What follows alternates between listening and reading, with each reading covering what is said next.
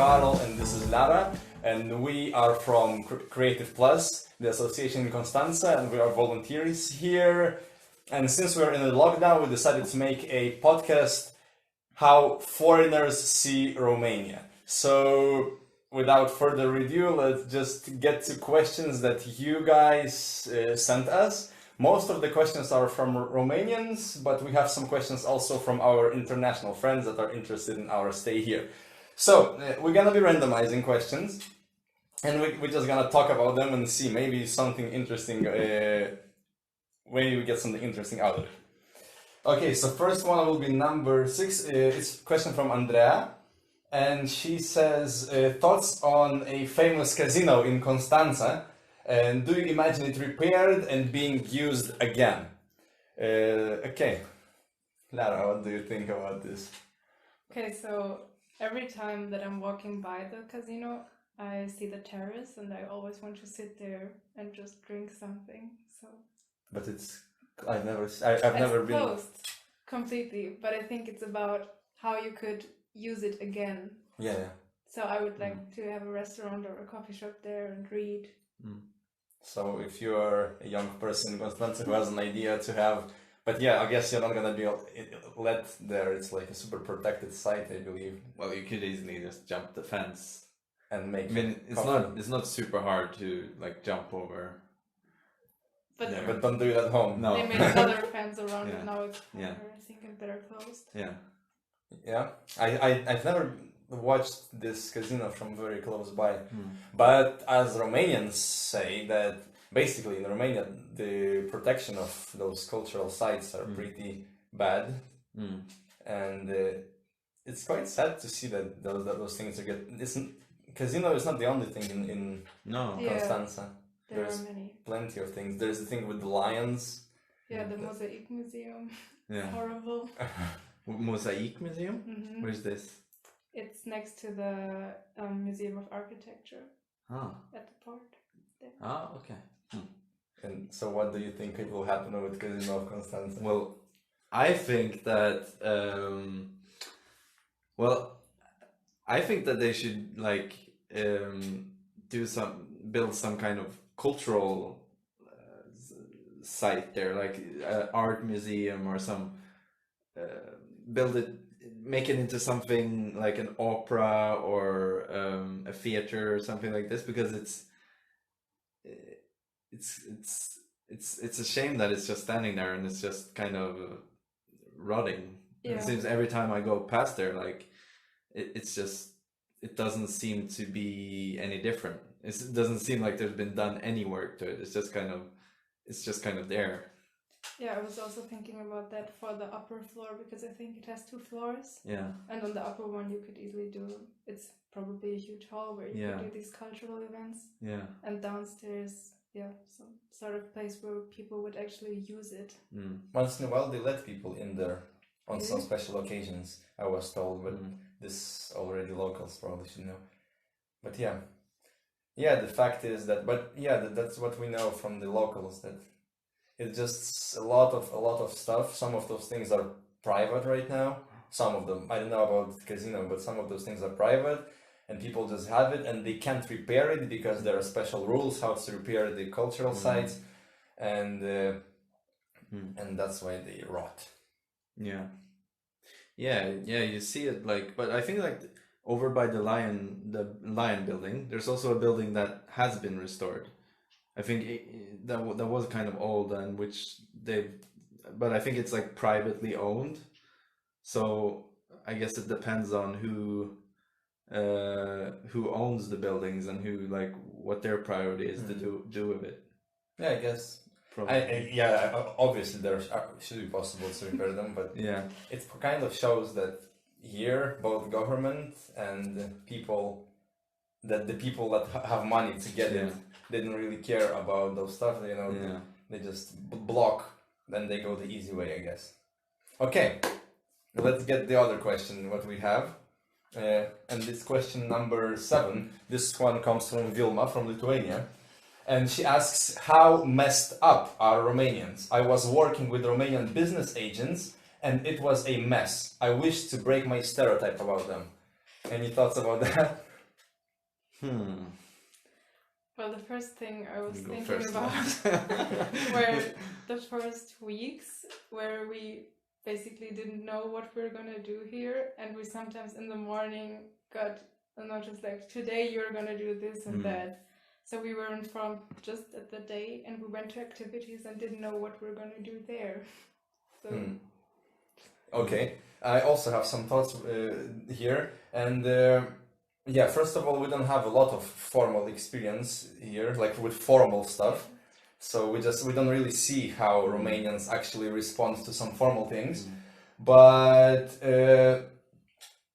first, what I noticed was with those schools that there were moments when because we work in schools here mostly, and there was a long time when we kind of have an agreement with some school. We go there, then it's not clear how it's gonna be further. And it happened with two schools like that in December. So it kind of showed those two schools are independent. They were not. I assume they were not. No. the teacher was working. Yeah, with there both was a schools. person that was in both schools. The teacher, but they had separate principals, Mhm. and the principal was kind of as I understood, the principal was the one who kind of put down their foot and was like, They didn't want us to go to work during classes. during class. So yeah, that was one thing that was kind of you have things established, then you don't have things established, and also the thing about being late. Romanians are able to be late sometimes hour later, and I've experienced it multiple times when being in Romania.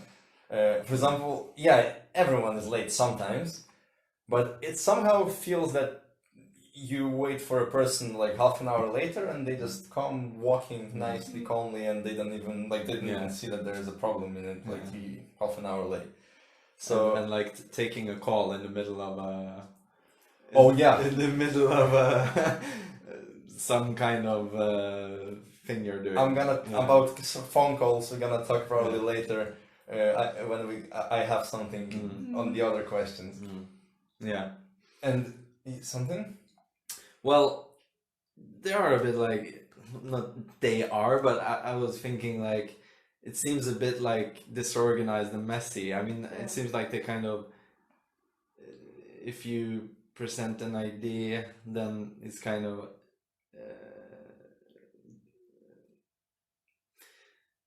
I don't know, it's received well, but then it kind of, there's no, they don't know how to kind of, they don't know how to, that sounds very generalized. It's kind of this mess of things that just kind of, everything just happens as it goes along, I get the sense of. Yeah, that's what we Especially were told in the beginning. Yeah. That Romanians just go with the flow. Yeah. And they kind of do go with the flow. Yeah. Yeah? Yeah, another thing I wanted to say, but you can finish your thought first. Yes, say it. Okay. The bus situation we had when going to Ajija also was quite messy because the bus driver would only stop if he knows that people are coming. So he didn't know that we were waiting for the bus, and he would just drive by. Yeah. That was the situation, when we knew that we have a bus at 9:30 and we came there once, twice, 3 times and the bus is not coming. Apparently the bus driver just thought nobody will be there, so he just didn't go there at all. Pretty unusual. Yeah. Okay. But yeah, in general, from what I heard from other people, especially from Irina, our coordinator, that she kept saying that bureaucracy in Romania is horrible. That just people, there's just no willing to. You just constantly, if you want to make something done, you kind of have to think of ways to do it. You don't want to go like step by step according to everything because you will rather die with your ideas than actually fulfill everything as the real strict rules required. So that's why kind of the rules in Romania are set so that people just want to go around them. So maybe that's why they're kind of messy and they do it the way they feel they should do it, because the platform, the system is not made for it to go properly. Yeah. My friend told me interesting. You want to say something? No. My friend told me an interesting thought. He told me he has been in Romania multiple times and in Italy multiple times, and he said Romanians are just as messed up as Italians in this kind of organizational things, but Romanians are Italians who are affected by communism. So there's like Italians, they are a rich country and they're messed up, but they are still having like a good life because they have a strong base. Romania doesn't have such a strong base, and they're still kind of like, easygoing and that going with the flow, and that's not a good combination. When you don't have a system for it, then the easygoing part doesn't really work well. Kind of loose. Yeah. Kind of just like, loosely based. Something else on this topic? No. Okay, so we jump to another question, which is question number 1, and this one comes from Lucas, also from Lithuania, and he said one thing you loved about Romania and one thing that you hate about Romania. I didn't write anything on this because I hate those kind of questions. Okay. So I wrote, I hate this question, I would love to move on. Okay. Okay, so one thing that I really like about Romania is I had a lot of strange encounters here with people that wouldn't have happened in Germany for sure. So people are more outgoing. They come to me and just start talking with me, and it's strange and sometimes uncomfortable, but I just like to have these experiences. And okay, so I'm gonna say the thing I like, and then we're gonna proceed to things we hate. I would say the thing I like is that Romania is quite an undiscovered land still. It's kind of untouched yet. Even though, yes, they are in the European Union, yes, they are already like not European country that like you wouldn't say that Romania is like outside in the east. You still assume just like all the other countries, but at the same time it's kind of untouched.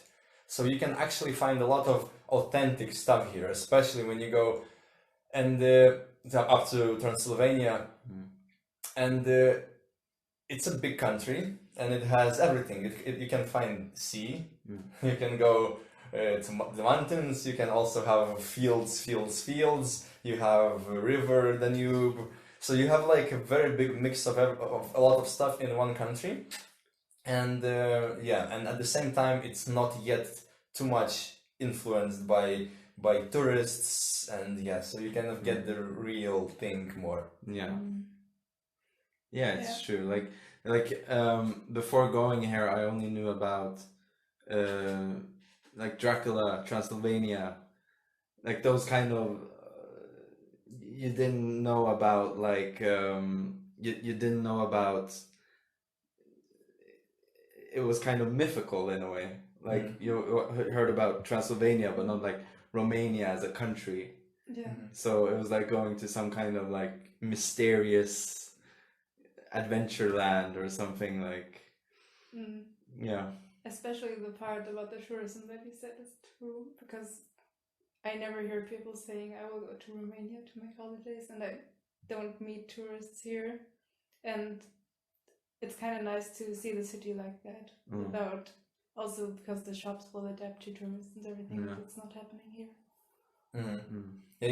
When you go to those real tourist attractions, you don't see a lot of shops, a lot of people, and every time they hear you talking English, they will be like, hey, what are you doing here? Why are you here? And they get interested, and like remember when in Sinai when we were waiting for the bus. By the way, another thing about buses, how many times did it happen for us that we just come to a place where the bus should leave and it doesn't exist? And everyone asks us, what are you doing here? And we're like waiting for the bus. They were like, the bus will not come. And they're like, it will come. No, it will not. But it's on the internet. We have tickets. No, it will not come. And sometimes it does come, sometimes it doesn't. You never know. So that's the thing about buses, for sure. But something I had on my mind. What did you say right now? Tourism. About tourism. Yeah, so in Sinaia when we were standing, and the guy just went out and just said, "Hello, where are you from?" You? Oh, Huh? yeah, yeah, You? yeah, You? yeah. Asked everyone who. Yeah. Okay, good, and he kept on going. Yeah. Just really Yeah. in Germany, in the bigger cities, even in Vilnius, people just don't approach you just because you speak English. Here they do it very often, so that's pretty cute. I don't think we spoke even. I think we were just standing there and we had all our, we bought all the groceries and we had all our stuff behind us, and he just understood that we weren't from around there, so he just kind of walked up to us. That was, yeah.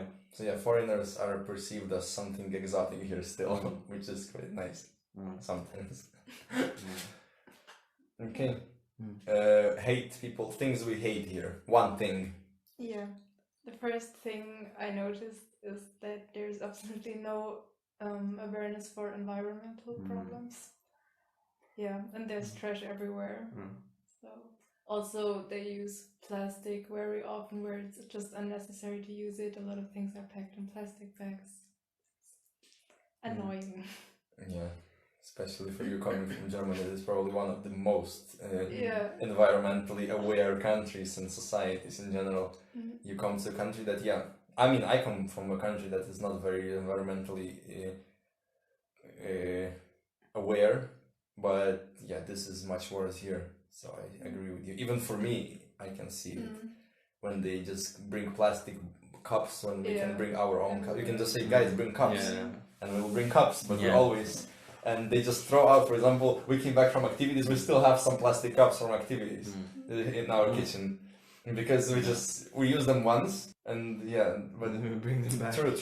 The awareness of environmental problems is a thing here. What I hated in Romania is the lack of digital solutions. Because I come from Vilnius. Lithuania in general, is kind of similar as Romania, but Vilnius, the capital, is quite digitalized. So, and for example, like things, it is still a problem to find places that you can pay with card. Very often you just come and they don't want to accept your card. For them, it's a magical thing to split the bill. Holy moly, I almost swear.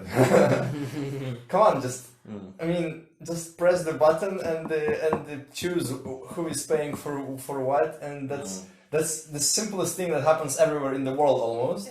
But I remember that this year has happened in Lithuania too, like a bit before. When I was a bit younger, it was also a problem in the restaurant to split the bill. So I assume this thing is just, maybe it's like they have to get some updates on the systems. Maybe they have like a very basic systems that they have like a table and you can do it, or they're lazy to do it. Yeah, I think it's not necessarily a technical problem, because once a guy said he won't do it because then at the end there will still be things on the bill and somebody will say it's not mine. Everyone will say it's not mine. So they're just afraid that we won't pay everything if we split the bill. Okay. That one guy at least. Well, I guess, the trust issues are also a thing here.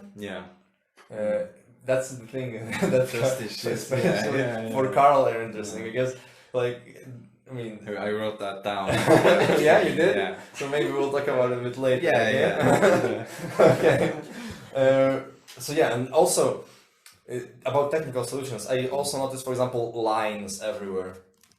Like, you come to a bank in Constanza, and I've been to several banks in Constanza where you have to stand and wait in a physical line in the bank. Come on. And everywhere. if you're not clear enough that you're in this line, then someone will just push. And that also goes for the stores as well, like Kaufland. If you don't claim your space, then someone else will just go ahead. Yeah, but those lines everywhere in the world, you just come, press the button, get the paper, and you have your number, you can sit down and chill. And here, you just come in, there's plenty of people. How do you even realize which one is the last? Do you ask? Do you have to ask, or are you the last in the line, or who is the last in the line? I'm not sure. So this is pretty interesting. But those kind of, it seems like it's pretty easy thing, but they don't have it. Okay, so question number 7. This one we had. This one we also had. So let's go to. Oh, that's a very interesting question. This comes from Aiste from Lithuania too. I'm from Lithuania, and a lot of Lithuanian friends asked questions. So thank you, Lithuania, for being with us. So, question: are you single? Us? Yeah. Yes.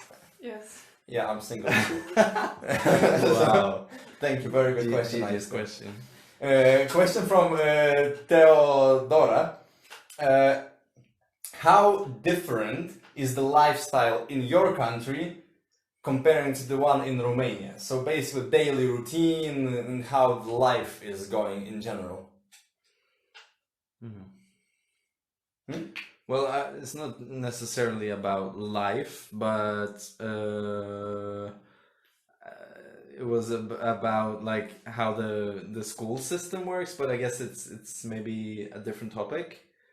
Well, I was also thinking about it actually. yeah, because I was thinking one thing that I noticed was how they divide the classes between kids with well, it's basically kids with fewer opportunities and kids with more opportunities, even though I think their distinction is that it's some kind of According to grades. according to grades, but performance. it's obvious that it's those with fewer opportunities and those that have a bit more, and that's something that kind of stuck with me after we went to the first schools, because it's like it's not something I'm used to at all.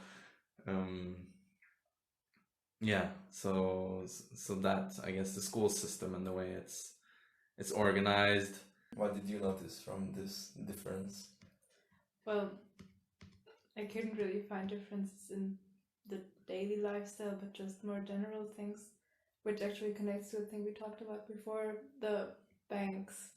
When we were opening our bank account here, we were just like randomly signing things. We didn't even know what's really happening, and people are just coming into the bank with cash in their hands and getting it into a safe and everything.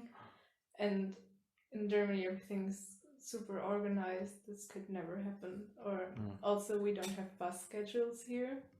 Well, right now we have the City Bus app. We don't But use it's it. not really working. I downloaded it. You tried it? Yes. Not working? City Bus app doesn't work. But Well, the bus system, especially here in Constanza, is Yeah, it's a really good bus. There's like- It's just not written down anywhere. yeah, it's one of the better, Yes. I would say. Yeah, the buses are good, but yeah, I mean, the City Bus app appeared somewhere in the middle of our stay here. And before, and even now, I also tried the app, but I just realized that the bus will come more or less randomly. So you just go to a stop and you just know that the bus will come more or less in the span of 9 minutes. Not 10, 9. I always so you just accept it.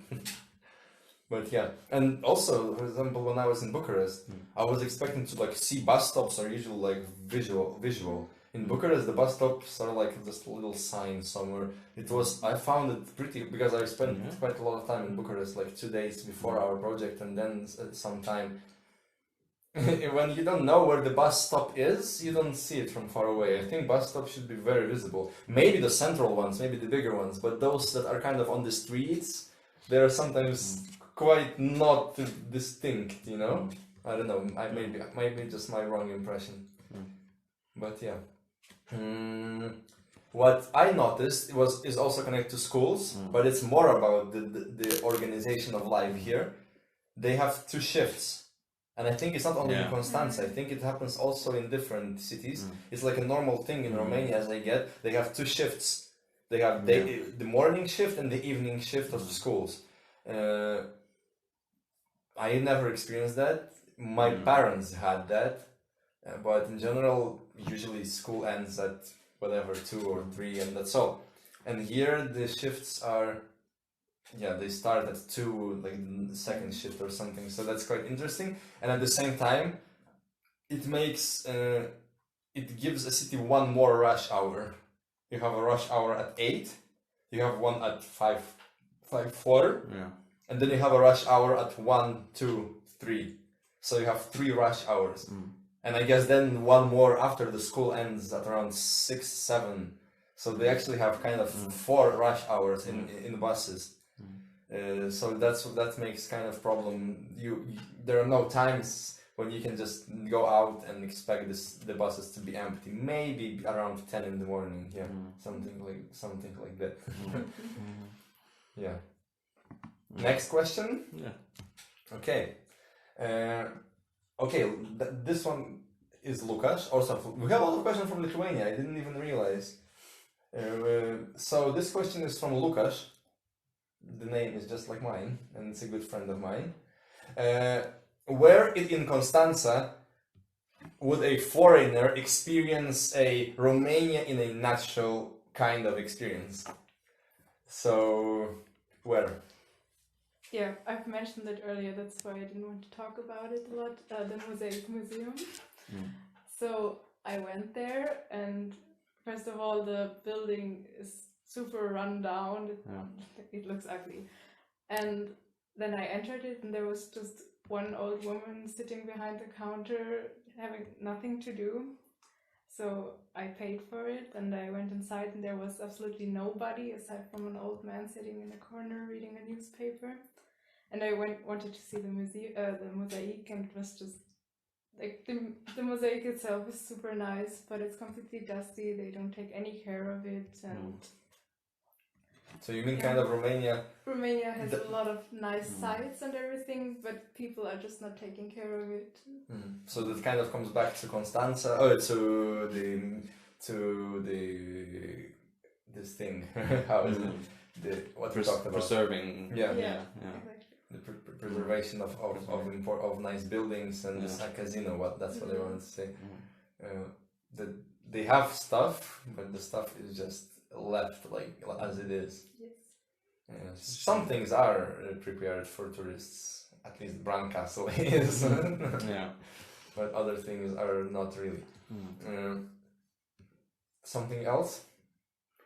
Well, I noticed that the experience in the bus is a experience that kind of I think it's not only about Romania. I think in every country when you have a bus ride, a city bus ride, you get to experience how the society works.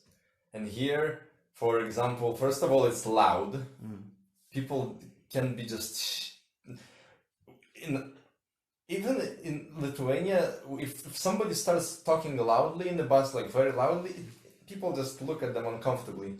Here, it just, people are just, there is like a really loud talk going on quite often in the bus. And that kind of shows Romanians are loud. You can go on the street and you can hear them just shouting at each other from one street to another. So yeah, I think this one is one thing. In the buses, people are loud. Second of all, there is zero sense of personal space. I remember I was going in a relatively empty bus, and some mister came in, and he just stood like super close, but like close, I mean this close, you know, like 30 centimeters close from me. And I just stood like that for a while, and I just moved away to an absolutely empty bus that I gonna go anywhere. And it happened to me several times that people just get in the bus and they just gather together.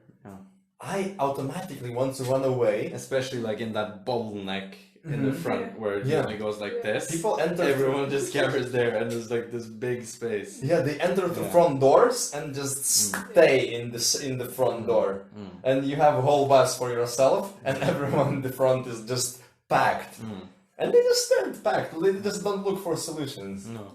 And that's kind of, you know, again, maybe kind of shows the Romanian way of thinking. It's bad, uncomfortable, but they just need to make 2 steps to the left, and they're gonna have all freedom for themselves. But they're just fine. They're okay. So this is, that kind of thing. Another place where I experienced Romania very much, and again I experience in any country, is bus stations, because in the city center you more or less see the middle class. And middle class is very similar everywhere. With just people who have families, who have average jobs, average salaries, and that's mainly like in the shopping malls and stuff like that. But when you go to a bus train station, then you actually see the things that don't really shouldn't be visible.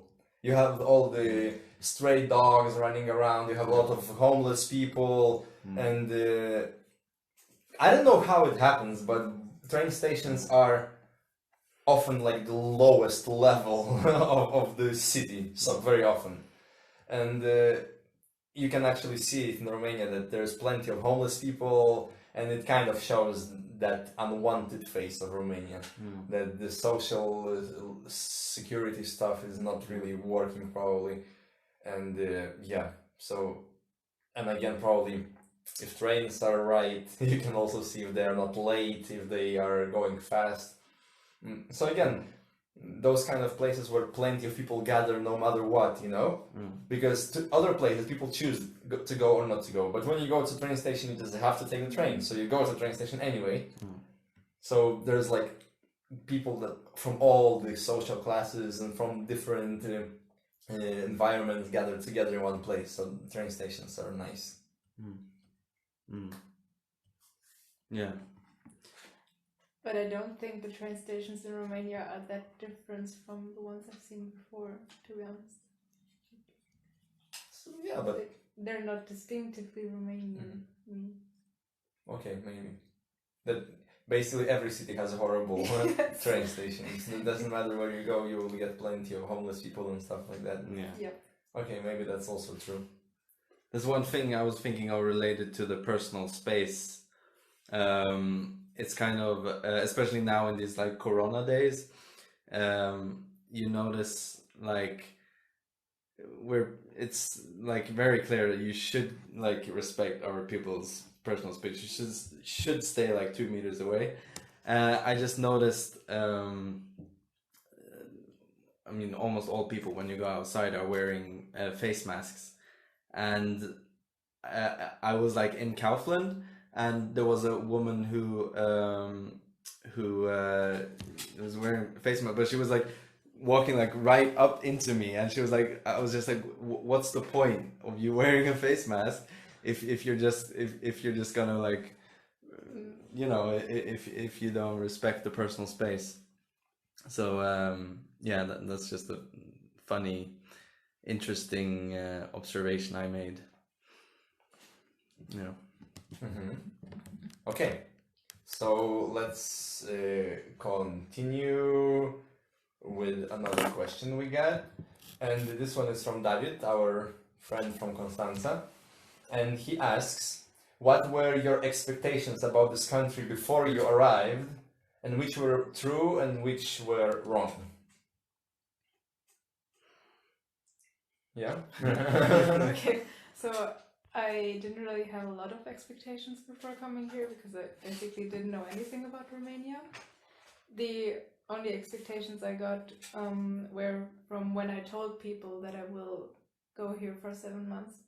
And, well, one thing they said we're stray dogs, which is true. The second thing was that the country is poor and ugly. Poor and ugly? Yes, that's what people said to me. And, well, the country is certainly not ugly. There's a lot of nice nature here.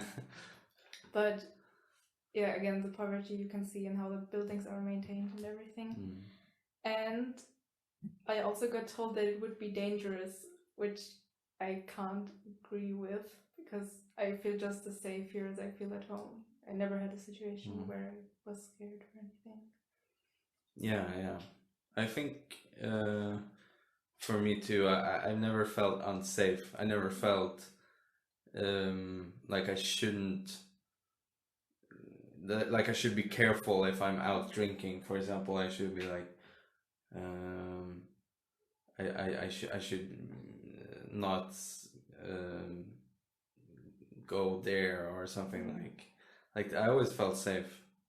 And also, I think a thing for me was kind of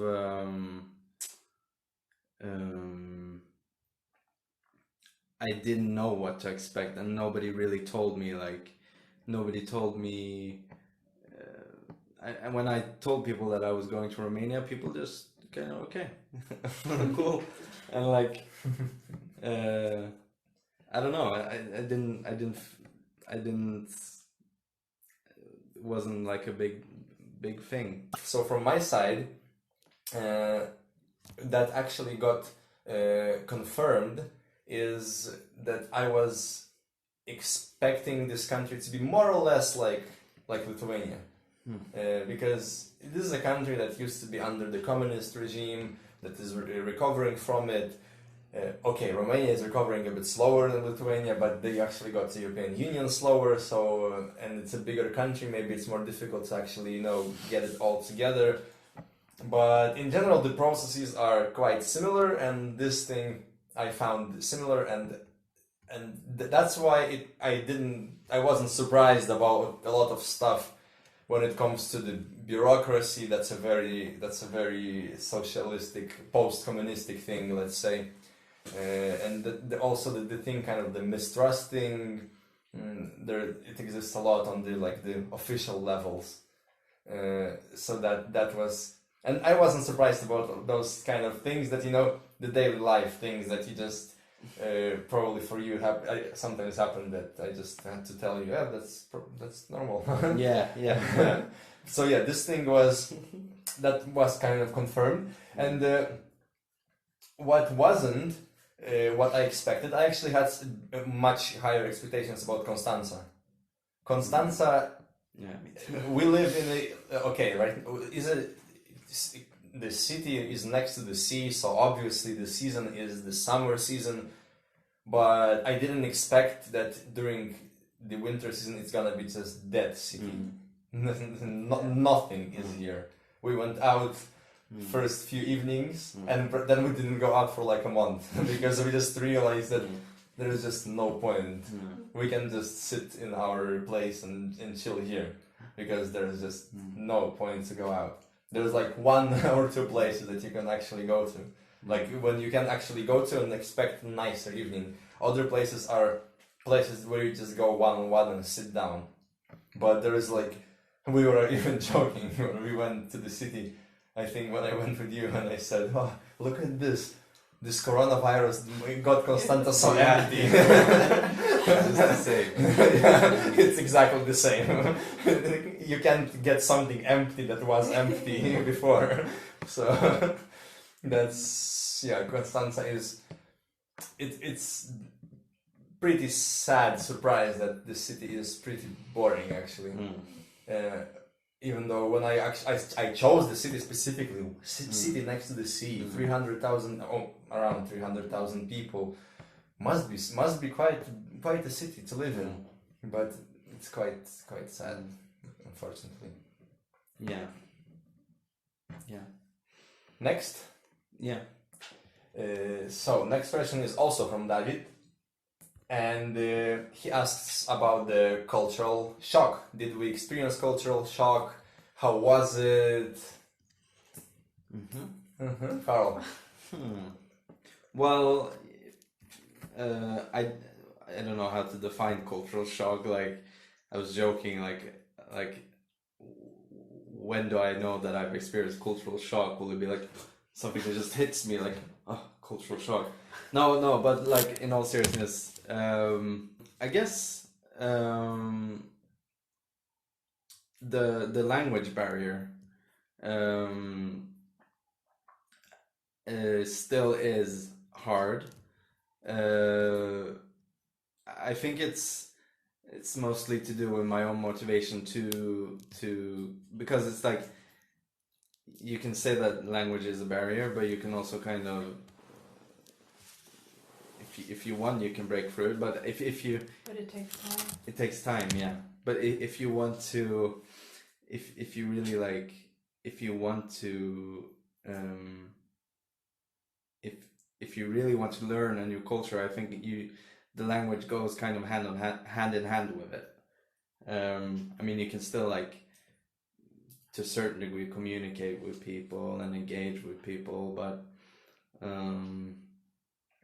I feel like that's probably been a big barrier at times, I think. Yeah. Mm. Was the same for me. I think when we were working in the schools, at some point I got really frustrated about the language barrier because you just can't get through to the non-English speaking students as if you always have to rely on a translator. Even if they're doing a really good job, it's just not the same like talking to them. Well, as I said, for me, Romania is kind of similar to Lithuania. See, we live in Constanța. If we lived in Bucharest or in Cluj, maybe our experience would be much different. It's a big city experience and stuff. We speak about Constanța, which is a city that is kind of big but kind of dead.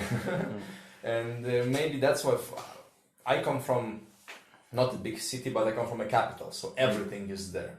Really, it's like a city where you can go out anytime, you can have any kind of thing you want to do, everything is there.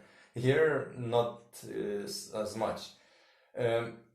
But it's more or less that uncomfortable feeling, but there was not too much of that,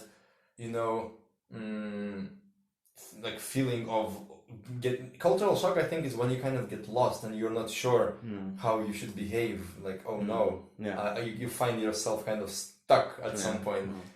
And I must say, I saw some cultural shock in you more. Yeah. At the beginning, I don't know if you remember, but first month, I was explaining you some basic stuff quite often. But I can't remember exact situations, but I just remember that sometimes you ask me like, wow, this is like this, and I said, yeah, that's how those countries live. Yeah. You are in different world. You're not in Norway anymore. Yeah, like the example of the driver's license. I always bought my driver's license to when we had to do like official stuff. I always bought my driver's license because back in Norway I could always use my driver's license as a ID, and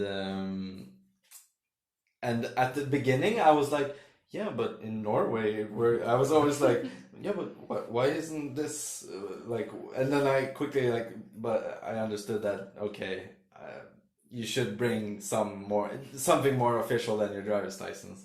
Your driver's license isn't super official, so yeah. But it wasn't like I didn't experience it like a shock. It was more kind of like a confusion. Yeah, confusion, like a